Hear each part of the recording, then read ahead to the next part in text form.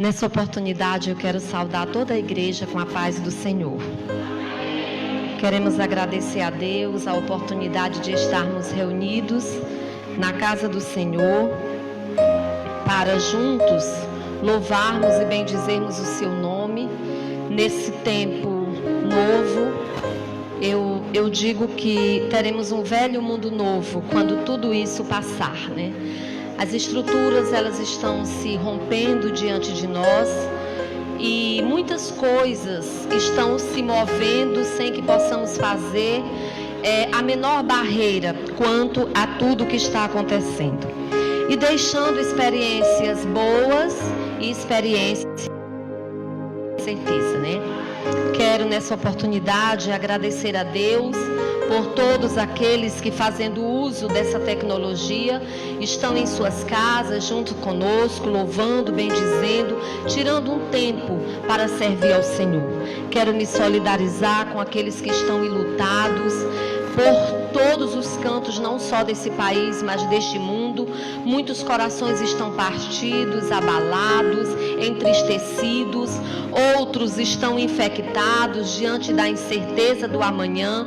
Mas nós estamos aqui nessa noite, reunidos como igreja, para dizer a você que Deus continua no controle de todas as coisas. Todas as coisas. É tão difícil, irmãos, é tão complicado acreditar que Deus está no controle quando as coisas não estão necessariamente de acordo com o nosso querer e com a nossa vontade. É mais fácil quando as coisas se alinham conforme aquilo que nós planejamos. Aí fica mais fácil, flui melhor. Mas quando as coisas estão totalmente contrário àquilo que planejamos, àquilo que pensamos, e mesmo assim nós continuamos dizendo, Deus está no controle de tudo, né? Eu posso ter perdido a direção em algum momento, mas o Senhor sabe para onde está me conduzindo. Ele sabe para onde está me levando. Ele continua na proa do barco. E por isso nós podemos dizer, vai tudo bem. Louvado seja o nome do Senhor. Quero agradecer nesta oportunidade, mais uma vez, estar aqui. Agradeço a pastora, quem tenho o prazer de ver nessa noite. Deus abençoe a irmã, ao pastor, presidente desta casa, em me conceder outra vez a oportunidade de estar aqui. Queridos, nessa noite, no culto da família, quando tanto já foi dito, né? Eu acredito assim que os louvores, a dinâmica que foi feita, quão apropriada foi. E se nós saíssemos daqui vendo a apresentação maravilhosa desta família, nós poderíamos dizer assim, foi bom ter ido ao culto, foi maravilhoso, o Senhor estava presente, não é verdade, igreja? Mas estamos aqui reunidos e vamos mencionar a palavra do Senhor, contextualizando com tudo que já foi dito e ouvido nessa noite. Louvado seja Deus. E eu convido os irmãos, as irmãs, a abrirem as vossas Bíblias em Atos, no capítulo 3. Nós vamos ler do versículo 1 até o versículo 5. Atos, capítulo 3, um texto muito conhecido na palavra do Senhor. Todos os irmãos já viram, os adolescentes, todos. Mas vamos ver o que a palavra do Senhor tem para nós nessa noite. Atos, capítulo 13, verso 1 diz assim: Pedro e João subiam ao templo para a oração da hora nona. Era levado o qual punham diariamente à porta do templo chamada Formosa, para pedir esmola aos que entravam. Vendo ele a Pedro e João, diga comigo, veja bem, vendo ele Pedro e João, que iam entrar no templo, implorava que lhe dessem uma o que, igreja? esmola. Pedro, fitando-o juntamente com João, disse: olha para nós. Ele os olhava atentamente, esperando receber deles alguma coisa. Podeis assentar, estar à vontade. Não é um texto muito comum para o culto da família, mas a palavra do Senhor, ela é nova a cada dia. Você lê, medita e um dia você descobre algo surpreendente, né? Porque não é um livro qualquer e não é um texto qualquer. Nós acreditamos por fé que a Bíblia é um livro inspirado pelo Espírito Santo de Deus. Eu digo sempre, a minha neta tem um programa de leitura da Bíblia com ela, das historinhas, e às vezes, como qualquer criança, ela não quer ler. Mas eu digo a ela: você tem que ler a Bíblia para que você seja sábia. Todas as pessoas que leem a Bíblia são sábios. A sabedoria que eu coloco aqui não é a sua formação, a formação que a escola te deu, essa formação secular tão importante para a nossa geração, tão buscada por cada pai, por cada mãe, por cada filho. É um orgulho para uma família quando um filho consegue se formar, se graduar. Não é verdade, queridos? Mas a Bíblia torna um homem e uma mulher sábios para Deus, para entenderem o tempo em que estão vivendo e atuarem dentro dele, liderando pessoas e situações, sempre levando-os ao encontro do céu. Esta é a verdadeira sabedoria. E esta sabedoria, queridos jovens, crianças, adolescentes, ela só vem da Bíblia. Não existe outra possibilidade. Se você quiser ser sábio, você tem que ler a Bíblia. E você tem que buscar o entendimento na oração. Porque o Espírito Santo de Deus, Ele quer nos dar. E alguém que tem essa sabedoria é alguém diferenciado no meio da terra. A Bíblia mostra, desde o Velho Testamento até hoje, homens que se diferenciaram, mulheres que se diferenciaram, puderam ser gigantes diante do seu tempo, porque tinham conhecimento bíblico e comunhão com o Espírito Santo de Deus. Então, aonde eu for colocada, certamente, assim como está escrito ali, minha família, um projeto de Deus, você pode ter certeza, esse microfone veio parar em minha mão e Deus tem um propósito nessa noite.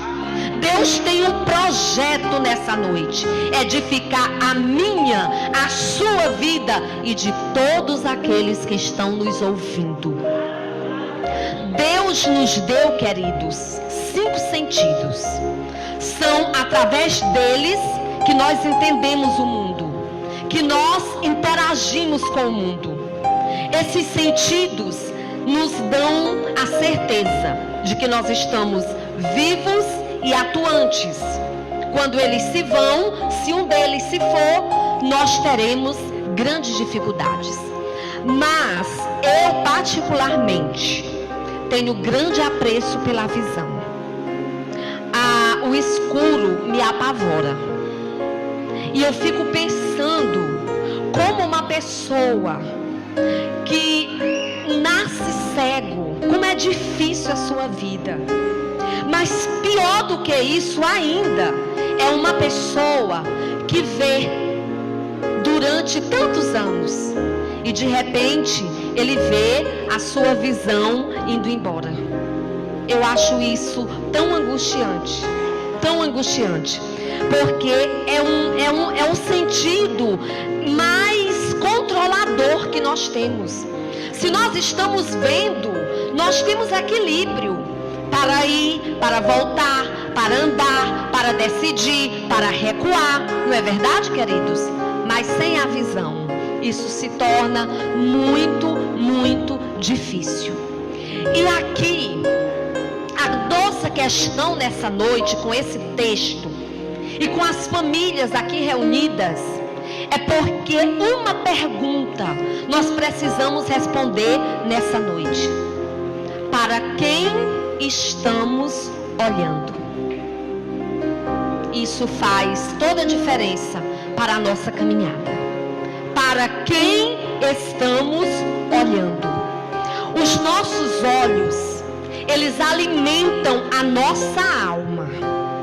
A Bíblia diz que assim como o homem se imagina no seu coração, assim ele é. E eu me imagino através das coisas que eu vou vendo e vou adquirindo para a minha vida. O que eu leio, o que eu assisto, o que eu falo, vão me tornando a pessoa que eu sou. Eu fui criada numa casa muito grande e muito silenciosa. Eu só tinha ali um vô e uma avó, que já eram de idade, e eles viviam praticamente ali ao meu redor, digamos assim. Eu fui por muito tempo a única neta. Eu não tinha ninguém para competir comigo pela atenção daquelas duas pessoas. E eu achava aquilo maravilhoso. Eu acho que a minha infância foi maravilhosa, com duas pessoas adultas para me responder a tempo e a hora. E deste silêncio daquela casa e das conversas com duas pessoas de juízo, foram formando em mim um raciocínio muito rápido, muito eficaz, e foram fazendo a pessoa que hoje eu sou. Então, hoje, as famílias que vieram aqui nessa oportunidade falaram sobre os desafios da família nos dias em que nós estamos. Os desafios desta família. Quais são os valores que nós queremos para a nossa casa, para a nossa família? Quais são os desafios que estão diante de nós? Nesse mundo onde a pandemia está tornando incerto todas as certezas, você sabe me dizer para onde nós estamos andando? Você sabe se o mundo ainda volta a ser o mesmo? Se um dia ainda nos abraçaremos sem uma certa preocupação? Quando a máscara vai deixar de fazer parte do nosso figurino? Quantas pessoas estão enclausuradas no seu medo hoje? Nesse exato momento, nós sabemos exatamente o que devemos sentir. Tal é a escala de informação que nós estamos absorvendo. É tão tal que as pessoas, elas sentem tudo, e quando elas testam, elas não estão contaminadas, porque elas sabem exatamente o que devem sentir. Não é verdade? Elas ouvem tanto tudo isso, elas olham tanto para tudo isso, que é facinho sentir todas aquelas coisas. Para onde você está olhando é muito importante. O que você lê alimenta a sua alma. O que você assiste faz parte de você. Se você lê a Bíblia, você é sábio. Você sabe de onde vem, você sabe para onde vai, e você sabe que nós estamos no tempo do fim. No tempo do fim. Se você ler a Bíblia, você sabe que essa escala de controle que nós estamos vendo hoje faz parte de um projeto bem maior. Você sabe que tempos virão, diz a Bíblia, em que as pessoas serão totalmente controladas. Se você ler a Bíblia, você sabe que nós estamos caminhando para um novo mundo, aonde uma só moeda, um só governo farão toda a estruturação deste planeta. Mas se você ler a Bíblia, você sabe claramente que Jesus Cristo volta antes que tudo isto venha a acontecer. Então a pergunta dessa noite é: para onde e para quem você está olhando? O homem era coxo de nascença. Estava ali todos os dias. E a batalha dele era por moedas, esmolas. Era assim que ele vivia. E era assim que ele contribuía com a sua família. A Bíblia diz claramente: todo dia o colocavam ali, para que ele angariasse aquelas esmolas. Nunca se dá uma esmola grande. Você nunca dá uma esmola de R$100. Verdade, igreja? Nunca, jamais. Então era muito tempo e pouco recurso levantado em uma situação daquela dali. E a Bíblia diz que quando Pedro e João foram ao templo, você já leu, o texto é conhecido, a Bíblia diz que ele olhou para eles. Assim como Pedro e João também olhou para aquele homem olhou, mas o olhar daquele homem era diferente. A Bíblia diz que ele olhou para eles, esperando receber deles alguma coisa. E é nisto que eu quero te dizer nessa noite. Famílias se desestruturam quando nós olhamos uns para os outros. Igrejas podem se fechar se nós começarmos a olhar uns para os outros. Porque simplesmente não há perfeição em nenhum de nós. Você pode achar que eu sou uma pessoa maravilhosa, ou então não, é um direito seu.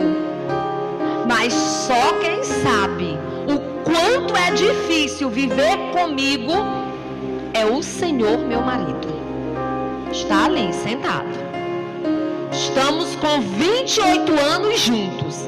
Mas se você quiser saber, pergunte para ele: como é difícil viver comigo? Será que eu sou diferente de você? Porque nós olhamos uns para os outros, às vezes para acusar, às vezes para pedir, e nada disso vai ser totalmente resolvido.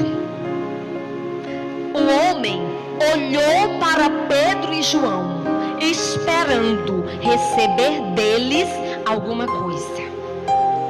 Pai e mãe é limitado, mas Jesus não é.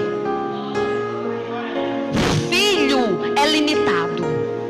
Nós criamos nossos filhos e nós idealizamos eles, porque nós temos um sonho para com eles. E a coisa mais difícil que eu já vi na minha vida é que um pai consiga perceber quem verdadeiramente é o filho dele, ou uma mãe.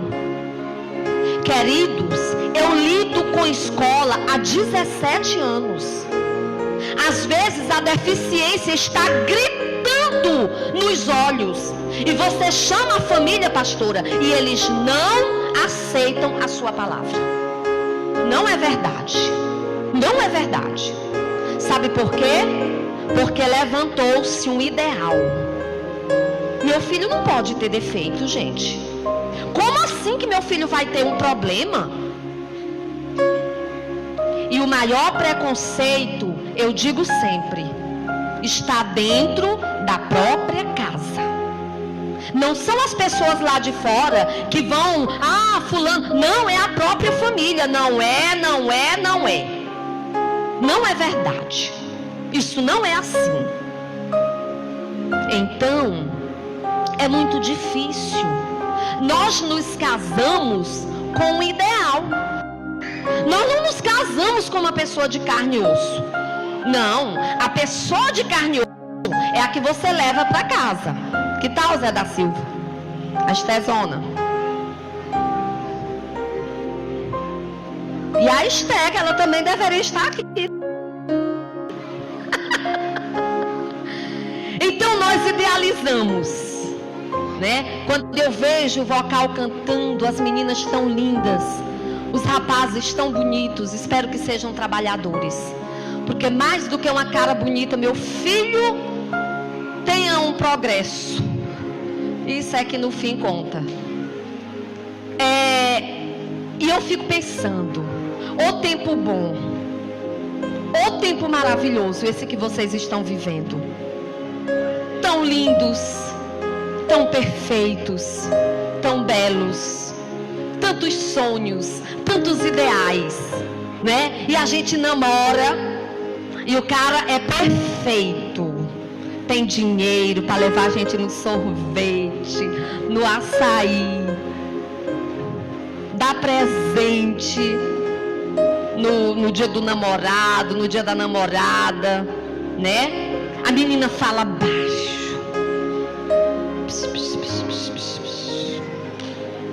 Um doce.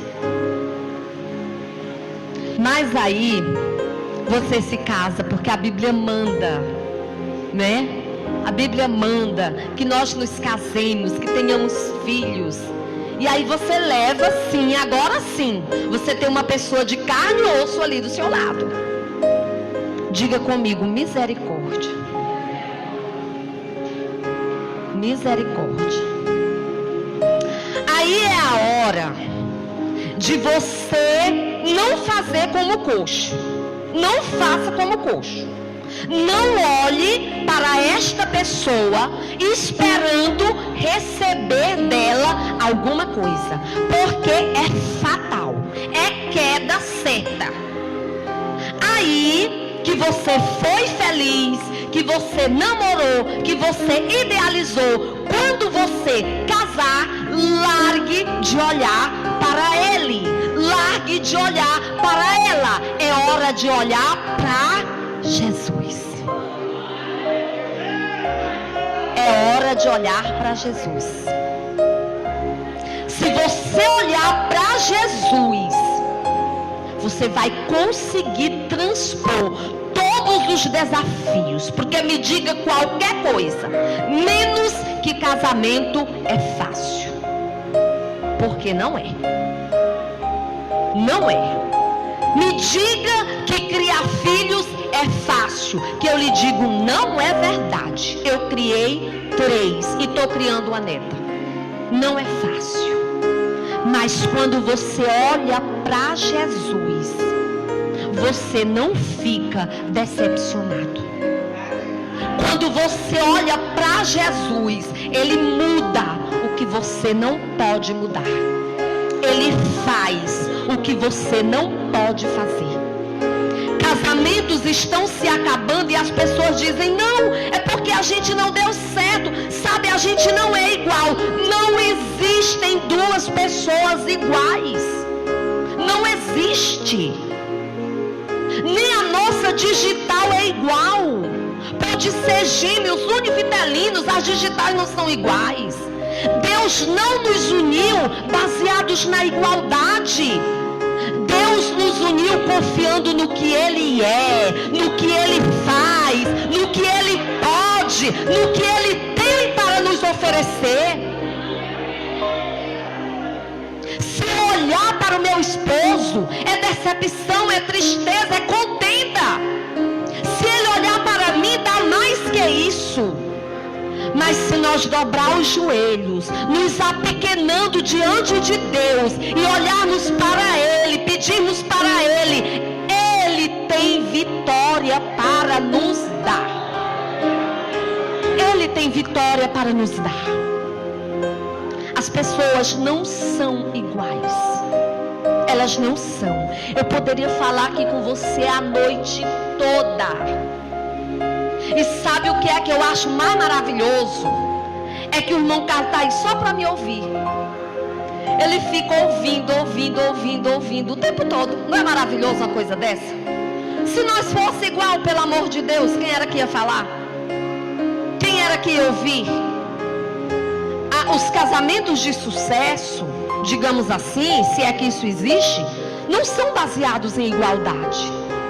São baseados na graça, na bondade, na misericórdia de Deus. Louvado seja o nome do Senhor. Nós estamos diante de um novo tempo. De um novo tempo. Basta você entrar na igreja. A igreja, ela sempre foi casa de muitas gerações. De muitas gerações. Ela é casa de pessoas que estão na terceira idade. Tem experiência, mas não tem força. Às vezes tem até um pouco de vontade, mas as doenças já não permitem mais ir tão longe. Mas ela é casa de pessoas jovens, cheias de energia, de coragem, de força para continuar a jornada. Tem também crianças que estão aprendendo, que estão aqui porque vão, com certeza, um dia dar continuidade a esse projeto. E dentro de tudo isso, nós temos uma renovação contínua. Basta você ver o vocal de hoje cantando. Basta você ver o vocal de hoje cantando. O vocal que eu cantei, minhas filhas. Jamais nós poderíamos bater palmas, só se o Espírito Santo pegasse. Não podia. Não era assim que se fazia. Não era maldade não, sabe? Era a forma.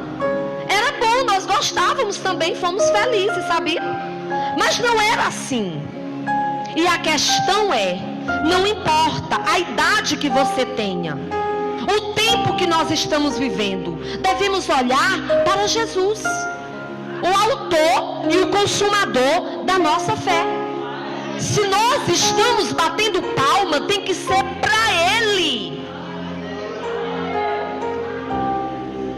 Se hoje nós temos esses mecanismos que nos levam mais longe, que o louvor e a glória seja para Ele.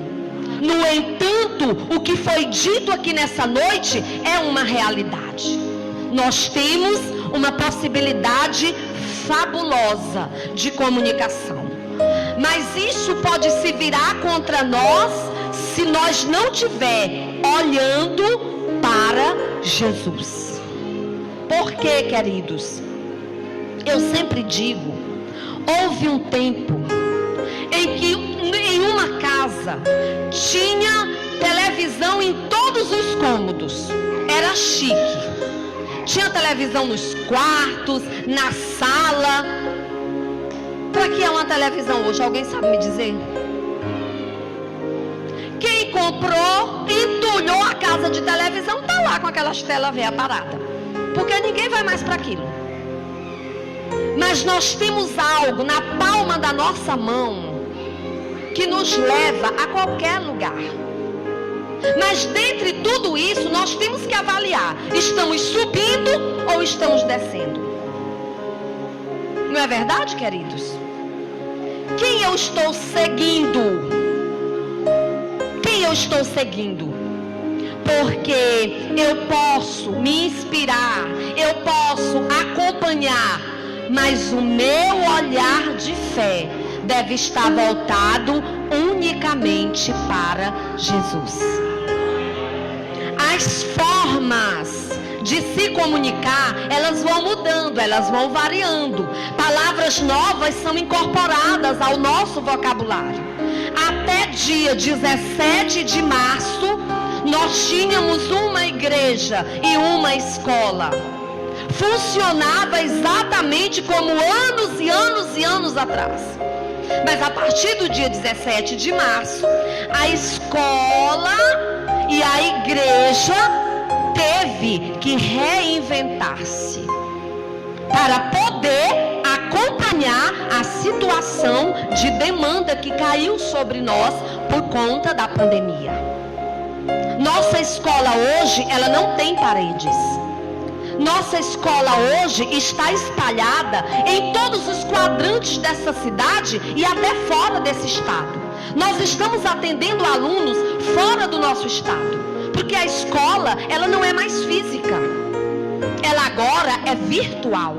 E nós temos com isso uma situação que precisa ser avaliada. Sempre nós colocamos o professor na berlinda, dizendo assim: o professor deve ser assim, assim e assim. E agora o professor está vendo a casa do aluno, está ouvindo a briga. Meu filho, desliga esse microfone, porque o microfone está ligado e eu estou ouvindo a briga. E eu estou ouvindo. É uma nova situação. É uma nova escola. Mas também é uma nova igreja. Quanto tempo nós passamos nos congregando, não foi assim? As campanhas de oração hoje, elas são no WhatsApp. E aquilo é bom porque desperta na hora, não é? A gente tem que registrar lá, ali, tudo bonitinho. Ou seja, tem de certa forma alguma valia. Porém, uma coisa é certa. A questão aqui não é a metodologia que eu estou usando. É para onde eu estou olhando. O cego olhou para Pedro e João e esperou receber deles alguma coisa. E Pedro se posicionou e disse: olha para nós. Olha para nós. Disse Pedro, eu não tenho prata, eu não tenho ouro. Pedro aqui está reconhecendo a sua insignificância. Está dizendo para aquele homem: eu sou um homem comum, desprovido de todo e qualquer privilégio que você não tenha. Eu sou apenas eu. Mas agora olha para mim. Eu conheço um. E Pedro diz para ele: em nome de Jesus, levanta e anda. E a Bíblia diz que ele pegou na mão dele e colocou ele de pé. E ele andou e glorificou a Deus. Depois de tudo aquilo dali, teve um alvoroço. Um alvoroço.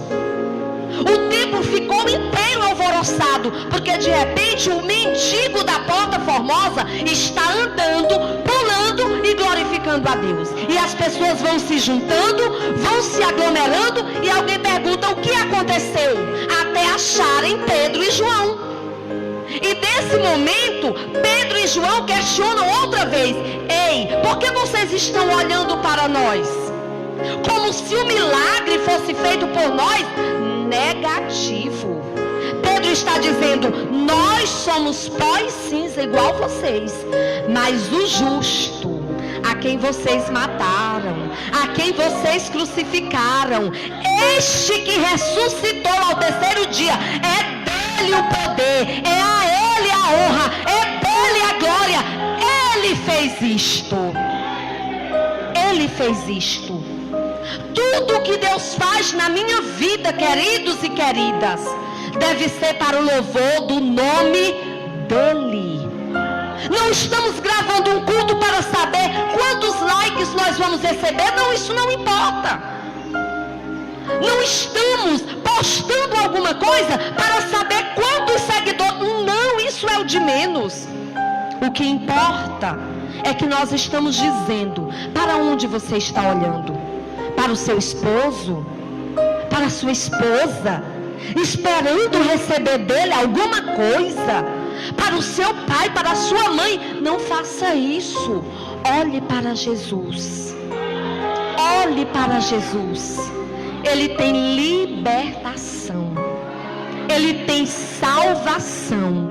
Ele tem transformação. Tem alguma coisa que você não goste na pessoa que está dentro da sua casa, na sua família? Tem algo que lhe desagrade, tem algo que lhe incomoda, que lhe entristeça. E a nossa tendência é falar, falar e falar novamente. Não é verdade, igreja? E quanto mais a gente fala, mais o caldo derrama.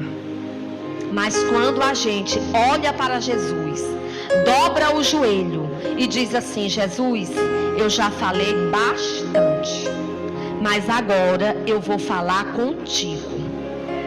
A vitória está chegando. A vitória está chegando. A vitória é certa. Há poucos dias eu entrei na casa de uma pessoa desesperada. Chorava, se debatia. E eu disse assim para aquela pessoa, ela dizia assim: eu orei tanto. E eu disse para ela assim: oração não cai no chão. Oração não cai no chão. Oração não é produto que role por essa terra. Oração tem um destino. É a palma das mãos de Deus. Lágrima não rola para cair no chão. Tem um cálice diante do Todo-Poderoso para colher nossas lágrimas, para ouvir nossas aflições. Neste tempo de tamanha exposição, que se a pessoa comer 2 ovos cozidos, posta. Aqui, comendo 2 ovos, se é caipira ou deixa de ser caipira? Se não importa. O que fizer, tem que postar. Nada contra, se você quer, vá postando, vá. Não tem problema. Mas se você não aprender que com Deus se fala é no secreto, a vitória vai custar chegar. Não é o que eu digo na internet, queridos. Indo à casa do Senhor. Amor incondicional. Papai querido e santo. Não é isso não. Não é assim. A gente fala com Deus, diz a Bíblia. É no recôndito do nosso quarto. E se você olhar para Jesus, papai e mamãe, se você olhar para Jesus, a vitória é certa. Se você, filho, olhar para Jesus, a vitória é certa. Se você, marido, olhar para Jesus, a vitória é certa. E você pode se horrorizar com o que eu estou dizendo e perguntando para onde nós estávamos olhando, que tal fato nos aconteceu. Perdemos 2 filhos em um único dia. E não perdemos 3, porque a misericórdia de Deus é a causa de não sermos consumidos. Mas eu digo a você, oração não rola no chão, não cai no chão. E o Senhor continua dono de todas as coisas. Aprove a Deus colher 2 dos nossos filhos de uma só vez. Isto Ele faz porque Ele é o dono de todo o poder. Ele sabe o tempo e a hora de tudo fazer. E nós continuamos aqui, falando sobre família, dizendo que vale a pena se casar, dizendo que família é um propósito de Deus, dizendo que oração tem valor. E eu sempre digo, prova não mata crente, não mata. Vem para nos fazer chegar mais perto do Senhor. E o que sobrou de nós está de pé para louvar e bendizer o nome do Senhor. Se tivéssemos, queridos, olhando para os nossos filhos, se eles fossem a razão da nossa vida, nós teríamos perecido naquela noite. Mas eles eram parte importantíssima de nós. Mas o dono de tudo é Deus. O dono de tudo é o Senhor. Por isso operou com mão poderosa, com mão firme, com mão forte, pegou uma do chão, devolveu a vida, para que nós tivéssemos um objetivo na nossa família. Porque eu sempre digo que às vezes você perde um esposo e você reconstrói sua vida com outra pessoa. Da mesma forma, um homem enterra sua esposa e reconstrói sua vida com outra pessoa. Mas não há nada que substitua um filho. Nada. E uma vez que eles nascem, nós não sabemos fazer nenhum plano sem eles. Tudo que fazemos na nossa vida, absolutamente tudo que um pai e uma mãe faz, é em favor dos seus filhos. A melhora da casa, a comida que é feita, o patrimônio que estamos levantando, tudo é para os nossos filhos. Não é verdade, igreja? E se eles se vão, nós ficamos sem rumo, sem chão, sem substituição. E Deus nos deu graça, teve misericórdia de nós. Olhamos para Ele e Ele teve compaixão de nossas vidas. Deixou uma para a razão do nosso labor nesta terra.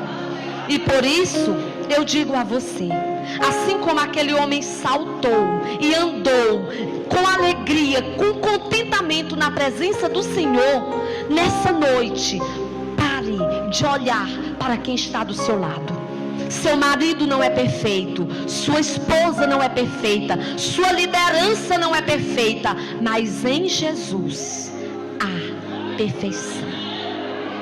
Em Jesus há perfeição. Fale com Ele, diga para Ele qual é a sua dor, qual é a sua necessidade. Ele não vai te desamparar. Vamos nos colocar de pé nessa noite, queridos? Diga para Ele qual é a sua dor, qual é a sua aflição, qual é a sua tristeza, qual é a cobrança que você tem feito e não tem surtido efeito, e que às vezes tem levado a paz da sua casa, a alegria da sua casa, a alegria da sua vida. Diga para Ele nessa noite: Senhor, a partir de hoje é para Ti que eu vou olhar, é a Ti que eu vou buscar, Ti que eu vou receber minha vitória. Maravilhoso Deus e Pai que está no céu, Senhor nosso Deus, Pai, nessa noite nós queremos tributar ao Senhor louvor e exaltação. Nós queremos Te bendizer porque o Senhor vive e reina para todo sempre. E nós queremos Te agradecer a oportunidade de estarmos aqui nessa noite olhando para Ti, o autor e o consumador da nossa fé.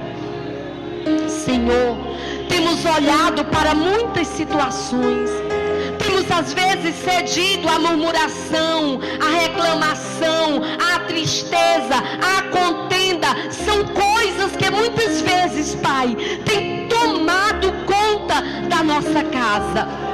Mas nessa noite nós nos levantamos contra todo artifício do mal. Nós não somos orientados pela Tua palavra a olhar uns para os outros. Nós somos chamados a olhar para Ti. E nós queremos olhar para o Senhor, o dono de todo o poder. É em Ti, Senhor, que repousa a nossa esperança, a nossa fé, a nossa confiança. E nós colocamos por terra todo espírito de contenda, toda obra contrária à Tua vontade, que tem se infiltrado dentro dos casamentos, dentro das famílias, todo mau uso de qualquer tecnologia, que o inimigo esteja trabalhando para a nossa perdição. Que nós nos levantemos olhando para Ti, porque todas as coisas me são lícitas, mas nem todas me convêm. Deus querido, trabalha em favor das nossas vidas e cuida para que o Teu nome em nós seja glorificado. É o que nós Te pedimos, Te agradecendo tudo por fé, em nome de Jesus. Amém. Muito obrigada, igreja.